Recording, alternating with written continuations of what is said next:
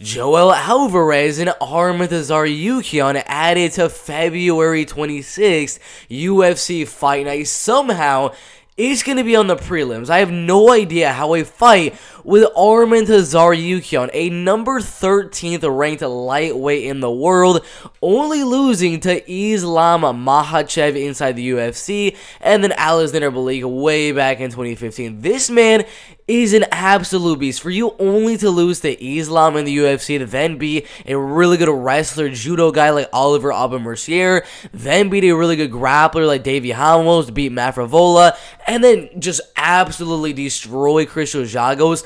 This dude is an absolute beast, and his opponent, Joel Alvarez, is also an absolute beast, only losing to Damir Ismagulov and Ali Abdulakil, I don't know how to say the name, but 9 wins and 1 loss, and then the other loss is going to be 22 wins, or 23 wins and 1 loss. So the combined record of the guys he's losing to are 32-2. That is absolutely insane.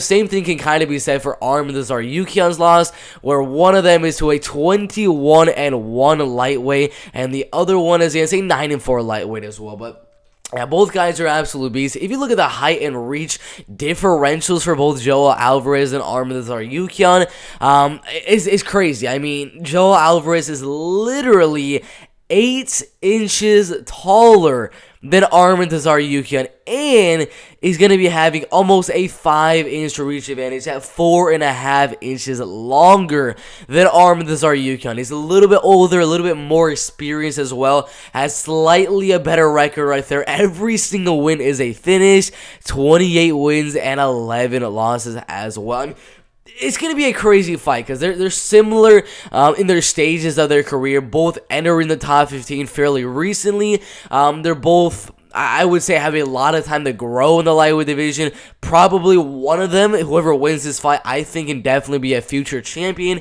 in the lightweight division. But yeah, it's gonna be a crazy fight right here. Joel is bigger, he's a lot lengthier, a lot taller, has more experience somehow, has a slightly better record than Arman, which I never thought I would say for an opponent for Arman, unless he would fight Islam Makhachev again. But yeah, after watching the fight with Thiago Moises, I'm going to go Joel Alvarez. I mean, he took down Danilo Bellardo, Joe Duffy, and Alexander Yakovlev very, very easily. Submitted them, guillotined them, ground upon TKO them, triangle chokes, dart chokes, all of that type of stuff. He's just gotten so many submission wins with 16 submissions and 3 knockouts right there. So he has the grappling and wrestling to compete with Arman. I still would give the advantage in the grappling and wrestling to Arman Tsarukyan, but I'll give the striking to Joel Alvarez. I believe Joel, with his own grappling and wrestling, will be able to defend the takedown, keep the fight on the feet. I'm going to go Joel Alvarez. I think Joel Alvarez has enough size, because he is mainly like a welterweight fighter. Usually comes in a little bit over that weight limit for lightweight. He's going to be a lot bigger. That will help him defend the takedowns with the height, with the reach, with the power he was able to show in the Thiago Moises fight. I think Joel Alvarez can outstrike Arman Tsarukyan for at least 2 out of the 3 rounds right there. So it's going to be a crazy fight in the lightweight division. But my prediction is going to be Joel Alvarez by a 29-28 decision. If you look at the rankings as of right now, number 15 versus number 13. This weekend, we're actually going to have Rafael Vaziev versus Brad Riddell, number 14 versus number 12. But this fight, Alvarez versus Tsarukyan, I would say the winner of this one, maybe, I don't even know who'd you put him against. Maybe if Islam Makhachev Benil Dariush, the loser of that one, you give to the winner of this one. I don't know. There's plenty of fights out there for these two guys, but this is going to be a crazy fight.